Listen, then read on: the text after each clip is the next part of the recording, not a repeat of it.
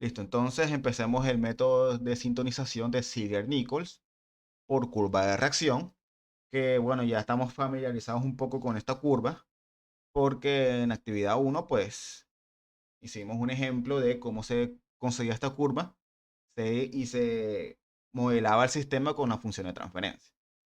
Entonces, recordemos que en esta curva, esto lo que me representa en el eje Y es la variable de salida, es decir, la variable controlada, y en el eje X pues es el tiempo. Entonces habían tres parámetros: constante del tiempo, tiempo de retraso o tiempo muerto y la ganancia del sistema. Entonces, listo. ¿Qué consiste? Primero tenemos que identificar cuál es la variable manipulada, que en el ejemplo que hicimos para la actividad uno fue el voltaje de la resistencia eléctrica, porque la variable controlada era la temperatura del segundo tanque. Entonces, primero es aplicar una perturbación tipo escalón al proceso. En este caso, como es un voltaje, la idea es que recordemos que el escalón es un cambio repentino. Entonces, en ese ejemplo, ahorita lo abro el archivo, pero en ese ejemplo, la resistencia eléctrica, cuando el sistema estaba en el estado estacionario, empieza con 3200 voltios. Y le vamos a aplicar un escalón, es decir, va a aumentar a cierto voltaje. Y ese cambio, como le estamos aplicando un cambio a una variable, pues va a provocar que la variable de salida, es decir, la temperatura 3 en ese ejemplo, cambie, que en este caso aumenta, porque claramente si el voltaje aumenta, pues la temperatura va a aumentar. Entonces, este cambio lo hacemos a propósito, es decir, este escalón nosotros lo ingresamos a propósito para obtener esta curva. Ese cambio de la variable de manipular generalmente puede ser un 5, 10, 15, 20% del valor inicial de la variable. Es decir, que en el ejemplo que vamos a hacer, el 5% de esto es 160. Es decir, que el voltaje va a aumentar hasta 3360 voltios, que es sumar esto más 160.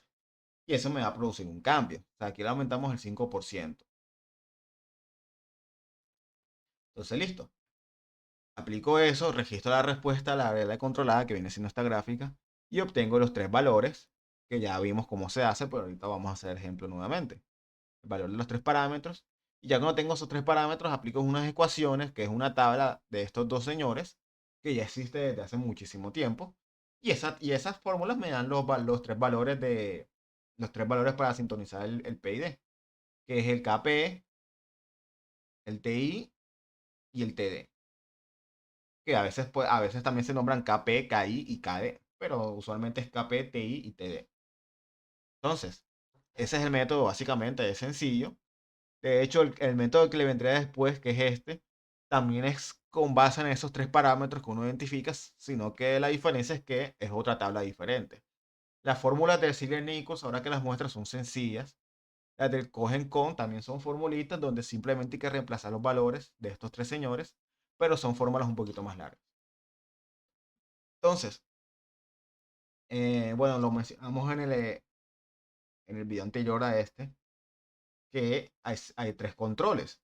No necesariamente yo tengo que aplicar un control PID, sino que yo puedo aplicar un control proporcional con derivativo, es decir, PD, un control proporcional integral, es decir, un control PI, o los tres controles al mismo tiempo, P y D. Entonces, cada uno de esos tres controles significan algo. El control proporcional lo que me va a decir es, por ejemplo, y lo voy a explicar brevemente, que si yo aplico un escalón, o sea, por decir algo, el set point es esta línea amarilla, y yo aplico una ganancia, un control proporcional muy alto. Eso lo que va a hacer es que va a empujar el sistema a que llegue muy rápidamente a este punto, sino que va a empujarlo tan agresivo que va a oscilar mucho. En cambio, si el control proporcional es muy bajo, lo que va a hacer es que se va a demorar más en llegar, pero no va a oscilar tanto. Entonces, el control proporcional es qué tan rápido va a llegar a ese point, dependiendo el error. ¿Cómo así el error? Ya lo hemos visto bastantes veces. Supongamos que el set point es 45 grados y la temperatura que está midiendo el sensor es de 100 grados. Entonces, el error es muchísimo. Entonces, Lo que va a hacer el control proporcional es, si el error es muy alto, bueno, como es proporcional, de ahí es la palabra proporcional, como el error es muy alto, entonces proporcionalmente él va a ser, es decir, digamos, va a actuar de tal forma que va a llevar la variable muy rápidamente a set point, pero eso puede provocar oscilaciones. En el caso de una válvula, por ejemplo, que hemos visto los tanques, es que si el error es muy alto, entonces él va a abrir la válvula, por decir algo, si estaba en 0,3 la apertura, la va a abrir repentinamente hasta 0,8 y después va a oscilar de, por decir algo, 0,8, va a bajar hasta 0,5 y va a llegar a un valor estable hasta que le encuentre, por ejemplo, 0,6. Ese es el control proporcional.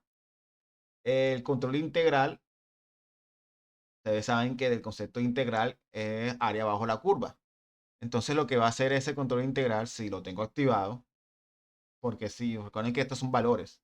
Aquí puedo poner un valor de 10, aquí puedo colocar un valor de 1, aquí un valor de 5. Si el control integral es 0, significa que no existe. Pero el control integral lo que hace es calcular el área bajo la curva. Es decir, si yo estoy aquí en este tiempo, él lo que va a hacer es calcular el error. Y con base en ese error, él va a predecir cuál tiene que ser. Bueno, no predecir, sino que con base en ese error, él va corrigiendo, porque la idea del control integral es disminuir ese error. O sea, el área bajo la curva con respecto al set point. Entonces, eh, un valor muy alto del control integral significa que va a tener, digamos, le va a dar más prioridad al error que al tema de proporcionalidad. Entonces, eso es, digamos, que uno iba variando cuál es más importante, pero para eso es que existen los métodos de sintonización, para uno no dar valores a la loca, sino para escoger los valores que teóricamente son los correctos. El control derivativo sí es la parte de predecir. Recuerden que derivada, el concepto es una pendiente. Si yo voy en este punto que tengo acá, entonces lo que hace el control derivativo es sacar la pendiente. Bueno, vamos a coger este punto, por ejemplo. Este punto amarillo, el segundo. Entonces trazo la pendiente me da una línea tangencial.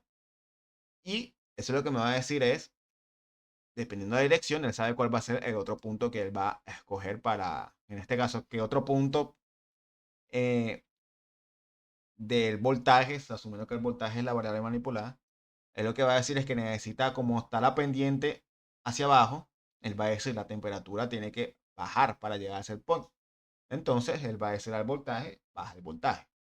Entonces, ese es el control derivativo.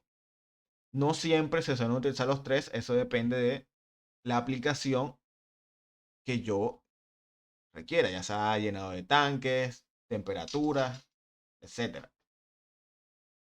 Entonces, aquí está esa tabla que les mencionaba.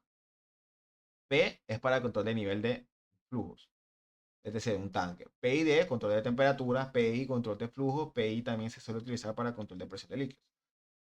¿Por qué? Porque a veces no es necesario para un control de nivel tener un PID, porque simplemente con el control proporcional ya es más que suficiente. Entonces, el controlador PID tiene su ecuación, que no es que se utilice, o sea, si la utiliza SYNLAB, en este caso, sí, SYNLAB o MATLAB, cualquiera de los dos. El programa tiene estas ecuaciones por dentro, sino que nosotros no vemos esas ecuaciones. Nosotros simplemente escogemos los valores de este señor y este señor. Ya, simplemente colocamos esos tres valores. Pero miren que el nombre de las acciones viene de su fórmula, es decir, proporcional es una multiplicación del error, que recuerden que el error es la diferencia entre el set point y el valor del sensor. Entonces, entre más sea el error, pues, como el CAP es un valor fijo, si el error es muy grande, entonces la multiplicación de los dos va a ser grande. O sea, es proporcional. Si el error es pequeño, la multiplicación de los dos va a ser un resultado pequeño. O sea, la acción proporcional va a ser un resultado pequeño si el error es pequeño. Si el error es grande, entonces la acción proporcional va a ser grande. Entonces, es una multiplicación simplemente. Acción integral, sale la integral porque estamos integrando el error de los tiempos pasados. Y a derivativa, pues tiene su derivada porque la derivativa me va a predecir cuál debe ser el siguiente comportamiento. Entonces, esta ecuación está en el dominio del tiempo, pero también yo la puedo pasar al dominio de la frecuencia, es decir, transformada en Laplace. Es decir, ya sabemos que si yo transformo a este señor, simplemente queda Kp. Listo. Cuando yo saco la transformada de Laplace de una integral, me queda 1 sobre s. Por eso es que sale aquí la s. Cuando saco la transformada de Laplace de una derivativa, sale una s multiplicando a la variable. Por eso es que sale la s aquí multiplicando. Entonces, nuevamente, son ecuaciones que no vemos cuando hacemos el Simulink o el Scilab, pero que ellos sí la utilizan internamente.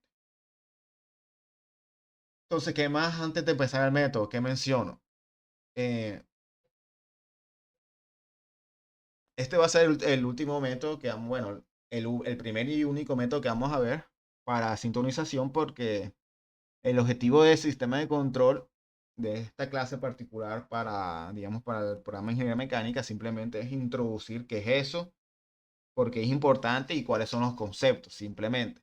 No es como ingeniería mecatrónica, que ellos no solamente ven esto, sino que el PID, aparte de sintonizarlo, ellos lo programan en la vida real, porque el PID al final es un algoritmo que va en un dispositivo físico, o sea, un electrodoméstico, por eso así, un aparato, que se llama PLC.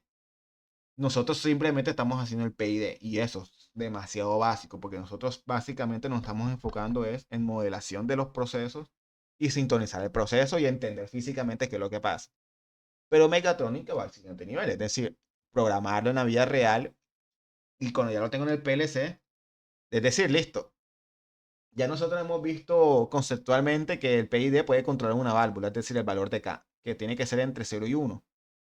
Listo, pero ellos entonces lo que van a, lo que hacen mecatrónica, que es el siguiente nivel, o un mecánico lo puede hacer si se especializa en esto, es el PLC lo que va a mandar, o sea, por aquí está la válvula. Entonces, ¿cómo llego de aquí? ¿Cómo llego hasta acá? Es decir, ¿cómo yo le digo desde un algoritmo cuánto va a abrir la válvula? Entonces, aquí vienen las señales, en este caso una señal eléctrica. El PLC lo que va a hacer es, dependiendo del error, ya saben, la diferencia entre el set point y el valor medido, él manda una señal corriente que puede ser entre 4 y 20 miliamperios. Entre más miliamperios significa que el error es muy grande y él va a tener que hacer una acción más agresiva, por decirlo así. Entonces, por decir algo, el PLC manda una señal de 20, la máxima, significa que el error es muy grande. Entonces la válvula va a cerrar muy rápido. Entonces aquí el mecanismo que va aquí adentro, pues va a ser el cilindro neumático que va a mover o cerrar la válvula. Pero esa parte del acoplamiento y todo eso es más que todo para mecatrónica. Entonces, eh, la tabla de Ziegler-Nichols, que es esta tabla existe desde hace mucho tiempo, son dos señores que utilizaron estas fórmulas. Obviamente tiene, digamos, no pusieron los números así hacia la loca, sino que ellos encontraron que en promedio de esa sintonización con esos números o se obtienen resultados confiables para la mayoría de los sistemas, la mayoría de los sistemas. ¿Cuál es la condición principal? Que el sistema tiene que ser lineal en el punto de operación. ¿Cómo así? En el sistema que nos estamos controlando, en el ejemplo anterior, el set point tiene que ser 45 grados. Entonces, ¿qué quiere decir eso? Que este es el punto de operación.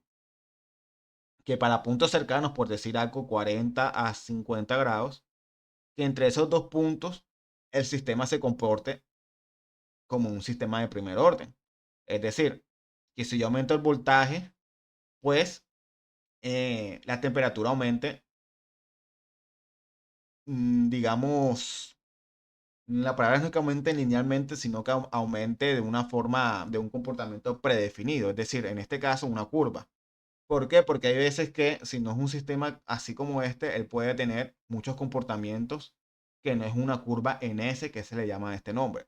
Ahorita lo vamos a ver, ya lo dije en el video pasado, que el sistema que tenemos con el tiempo de retraso no sirve con esta sintonización.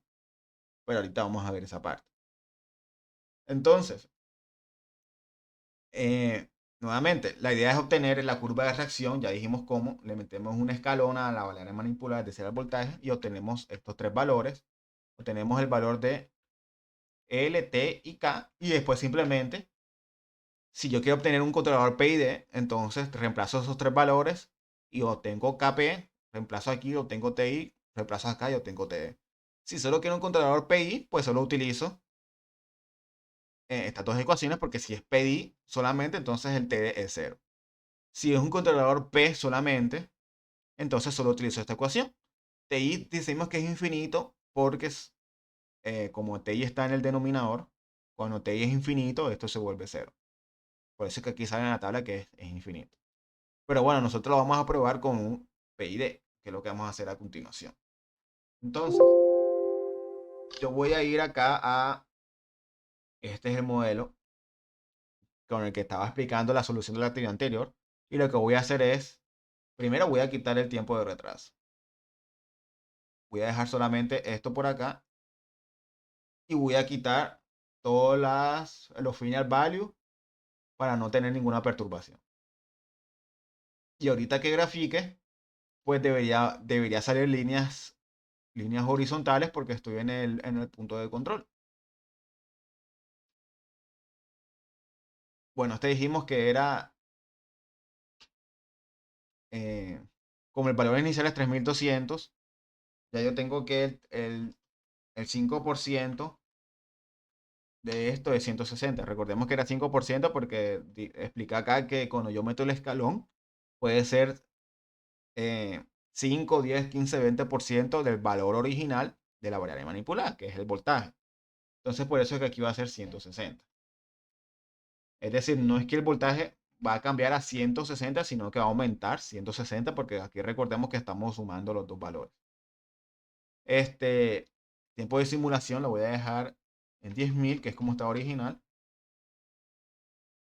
El refresh period va a ser de 10.000 también.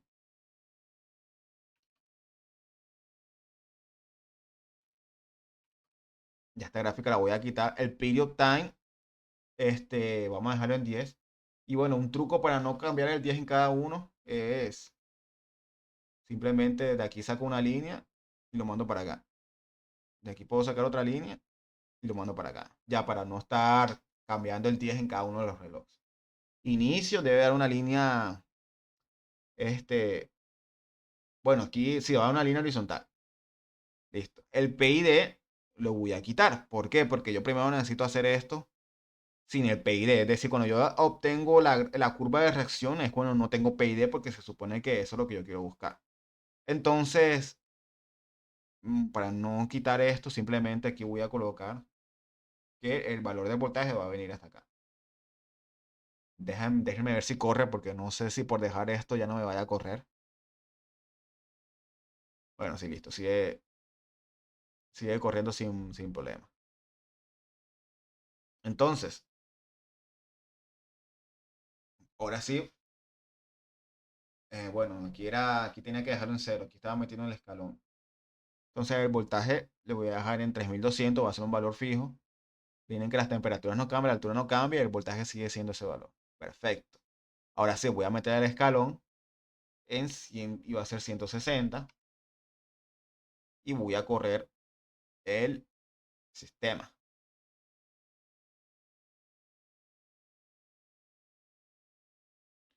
Entonces, listo. Aquí por alguna razón se ve esto así en escala tan grande. No sé si esto está si la gráfica del voltaje, que es esta.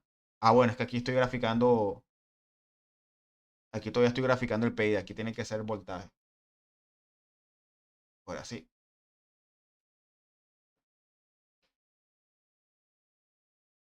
Entonces, listo. El voltaje ahora aumentó. Temperatura aumentó. Y esto aumentó. Entonces, bueno, hasta ahí vamos bien. ¿Qué vamos a hacer ahora? Este, en la temperatura,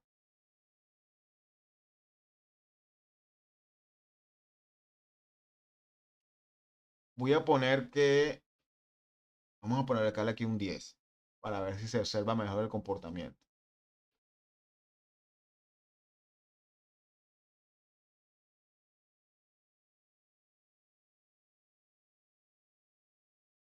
A ver, aquí no, aquí falta es algo, refresh period, lo puse en 1000, refresh period 1000 por acá, 1000 por acá, vamos a ver que hay algún problema por acá, porque las gráficas no están saliendo bien.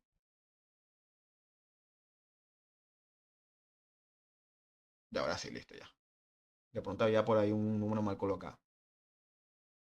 Entonces, voy a llevar este nuevamente a cero.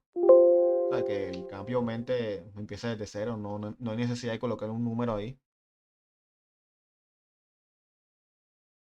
Entonces, listo. Ya el voltaje. Aquí lo que yo quiero es esta gráfica. Esta es mi curva de reacción, que es esta que yo coloqué por acá. Entonces, listo. Ahí la obtuve. Ya vieron cómo la obtuve en el programa. Ahora sí vamos aquí con esta parte. Entonces, esta fue la que yo obtuve colocando, bueno, aquí no empecé desde 100, pero este 100 no significa que sea el tiempo de retraso, porque de hecho aquí no hay tiempo de retraso, porque no le coloqué nada. Este, de hecho, aquí el valor de 100 es porque yo le había puesto que, como yo quería observar el cambio, quería verlo físicamente cómo es el cambio de aquí a acá, aquí yo le puse un valor de 100, pero eso realmente no es necesario. Yo puedo empezar la gráfica desde cero, porque aquí realmente, yo cuando pongo esto aquí, no, este valor que yo pongo aquí no es el tiempo de retraso. O sea, si yo pongo aquí un 100, este no es el tiempo de retraso. Aquí lo único que yo estoy diciendo es que después de los 100 segundos hay una perturbación en el voltaje. Pero eso no es ningún tiempo de retraso. Entonces aquí tiempo de retraso es cero. Aquí también va a ser, bueno, ahora vamos allá. Entonces, listo, yo coloqué con 0, 160 y mi gráfica me da, vamos a colocar la nueva gráfica que a mí me dio acá, que es esta de aquí. La llevo por acá.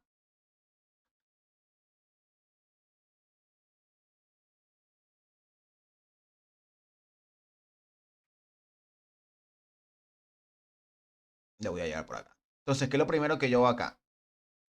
Listo, tiempo de retraso no hay. Tengo que hallar las tres parámetros. El valor del escalón fue de 160, que es delta de U. En el ejemplo de la clase pasada, yo había puesto una A, también se puede, que es la amplitud. Yo aquí estoy colocando la delta de U, que es más claro.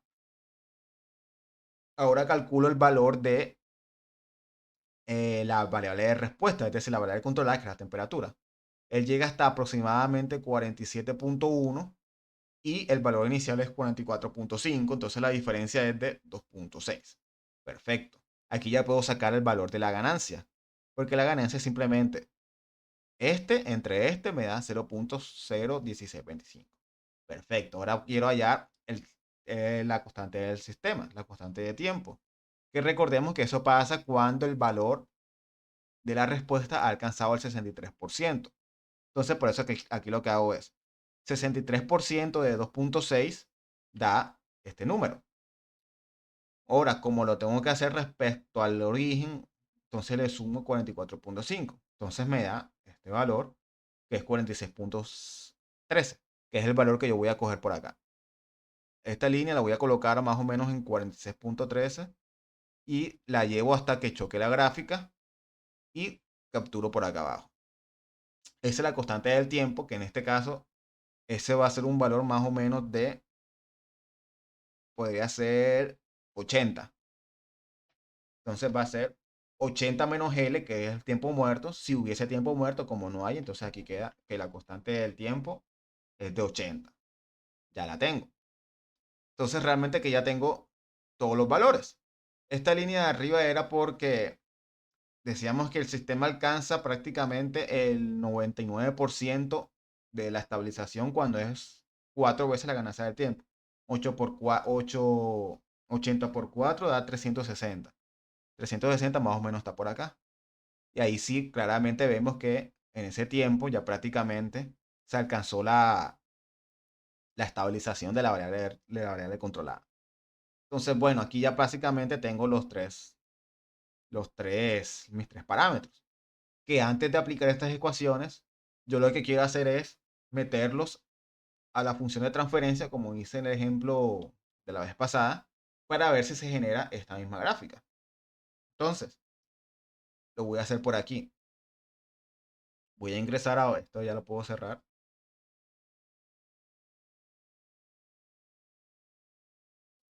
voy a ingresar acá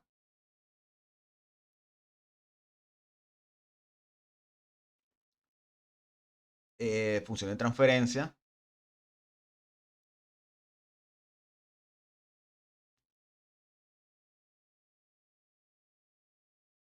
Y aquí voy a empezar a utilizar mi fórmula. Recordemos que aquí lo que se colocaba era, arriba se colocaba la K, que la K es de 0.01625. 0.01625. Aquí iba T por S, que T fue 80S, y colocar el más 1. Bueno, 80 por S más 1. Entonces, listo. De lo que vimos anteriormente en la clase anterior, ahora lo que voy a hacer es, listo, ya identificamos los parámetros así tal cual como antes, y ahora la voy a llevar al Scilab de esta forma. En esta parte no va a haber este bloque, porque esto cuando había un tiempo muerto, en este caso no hay tiempo muerto, no hay tiempo de retraso, entonces no se coloca. Entonces voy a armar eso en Scilab. Entonces vamos a cerrar esto, voy a copiar este bloque,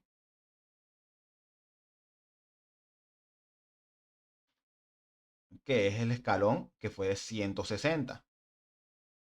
Entonces aquí le voy a colocar que, listo, lo mismo, 0 y va a iniciar a 160. Perfecto. Un bloque de suma y un bloque de constante que es el valor el valor inicial del voltaje, que en este caso es 3200. Como ya tengo el voltaje, pues ya voy a colocar el valor, porque ya ese valor ya está en el set context, ya tenemos ese voltaje. Entonces, listo. Ambos se suman y lo grafico en una gráfica. Entonces, vamos a copiar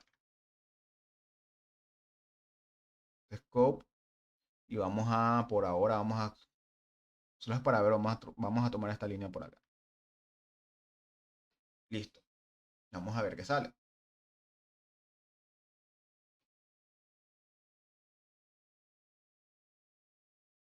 Bueno, vamos primero, ya salió, pero vamos por aquí a cambiar el nombre de esta gráfica. Vamos a colocar que esta es respuesta. Bueno, y aquí entre otras, esto aquí no es voltaje, aquí lo que va es el valor inicial de la variable controlada, es decir, el valor de T3. Que T3 está en el test context, sí, está en el set context, aquí puedo colocar T3. Listo. Porque recordemos que aquí va la entrada. La entrada, que es el voltaje, entra la función de transferencia y me produce la salida. Que a esa salida le voy a sumar el valor inicial, que es T3. El punto, aquí entra un voltaje a la función de transferencia. Sale una salida que es una temperatura, pero yo le voy a sumar la temperatura de referencia, que es T3. Eso es lo que está pasando ahí. Entonces aquí tengo respuesta, tengo altura, me falta la gráfica de temperatura. Entonces sí, aparentemente es la misma gráfica.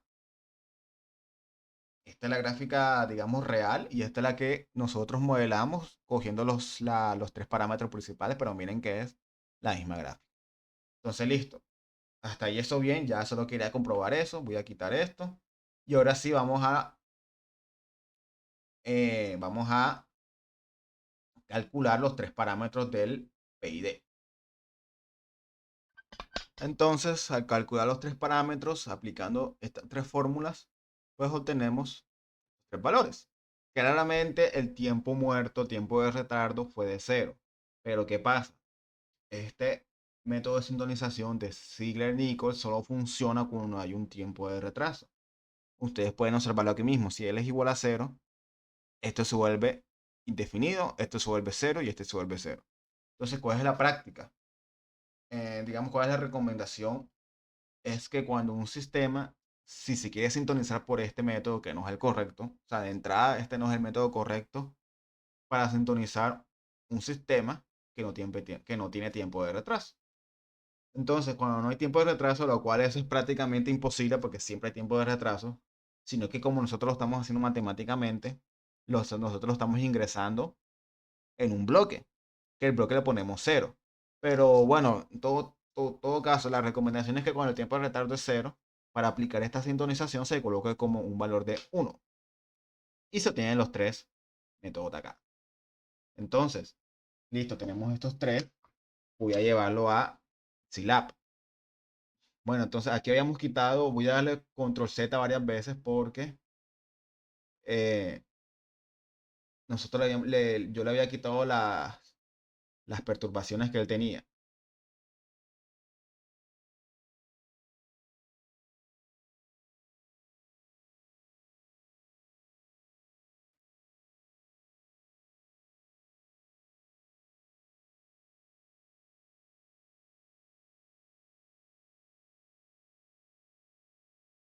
Bueno, listo. Aquí ya tengo todas las perturbaciones nuevamente. Voy a quitar esta gráfica, voy a quitar esto, voy a quitar esto. Vamos a poner esto por acá.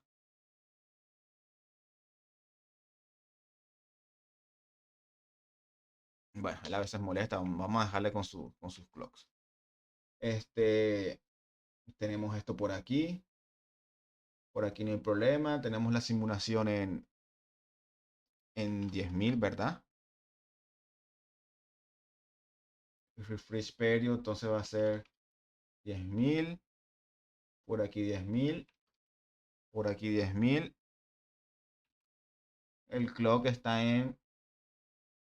Vamos a colocar en 10 segundos. Voy a correrlo simplemente para ver si está corriendo como debería. Aquí primero voy a colocar el voltaje y vamos a ver si me salen las gráficas que nos salió la primera vez cuando lo simulamos. Bueno, eh, 10.000, 10.000, 10.000, listo.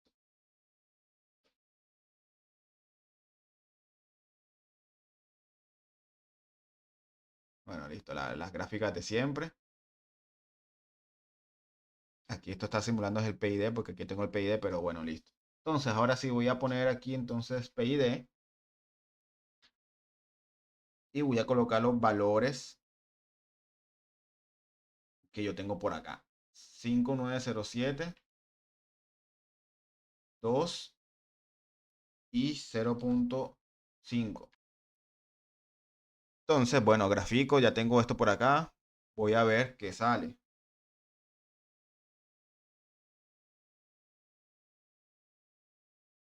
Entonces, bueno, reviso la de temperatura, que es la que me interesa.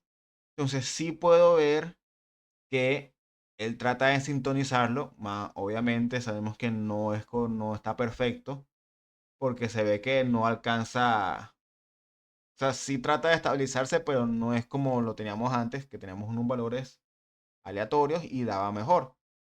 Pero bueno, decía, eso es parte de empezar a sintonizarlo a partir de estos valores. Estos usualmente dan unos valores iniciales para sintonizarlos, más no es que sean los valores finales. Igualmente, esto también es cuando tengo un tiempo de retraso, que en este caso no tengo ningún tiempo de retraso. Entonces, para finalizar, ¿por qué yo dije antes que este método no funciona siempre con todos los sistemas? Aquí ya le quité todas las perturbaciones y simplemente dejé la del bloque escalón de 160, que fue la que hicimos anteriormente para obtener la curva de reacción, que es la curva S, que fue esta de aquí, que fue la que obtuvimos al principio para obtener los tres parámetros. Entonces, ¿qué pasa? Listo, ahí no hay ningún tiempo muerto. Voy a ingresar el tiempo muerto a continuación. Entonces, aquí yo voy a ingresar a este señor, que este va en los balances de masa y energía del tanque 2.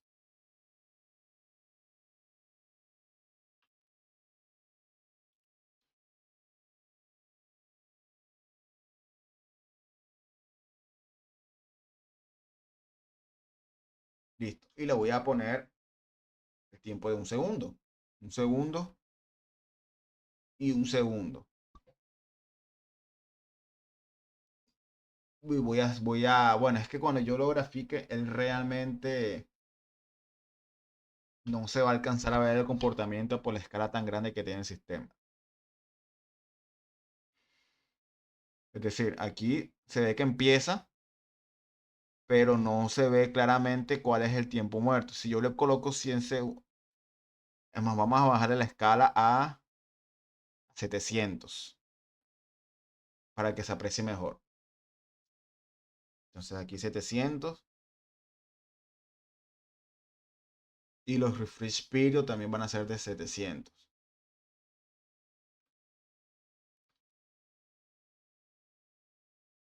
Y vamos a ver si se alcanza a ver. Tampoco se va a alcanzar a apreciar los 10 segundos.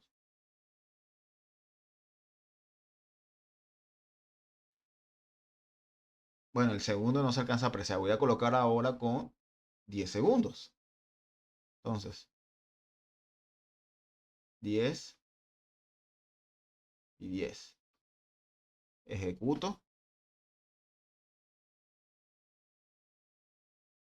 Entonces, esto es lo que yo quiero que vean.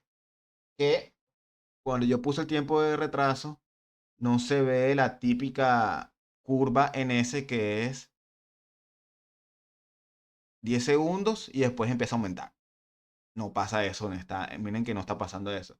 Aquí lo que está pasando es un comportamiento diferente que no es ni siquiera es la curva en S. Porque lo que está haciendo el tiempo de retraso no es esta curva en S, sino que lo que está haciendo es que en esos 10 segundos que hay tiempo muerto, tiempo de retraso, la dinámica cambia completamente. Entonces pasa esto, sube y se va a estabilizar al, pues, al nuevo punto de control, al nuevo valor estacionario. Pero entonces, cuando eso ya depende de la dinámica del sistema. Por eso es que para este sistema no es lineal realmente. Contiene muchas variables internas que cambian completamente el comportamiento típico de un sistema de primer orden que viene siendo la curva esta. Porque esta curva solo es cuando es un sistema de primer orden. Cuando ya no es sistema de primer orden, ya no aplica nada de eso. Entonces, por esa razón es que, si bien vimos cómo es el procedimiento del método, no sirve específicamente para este sistema.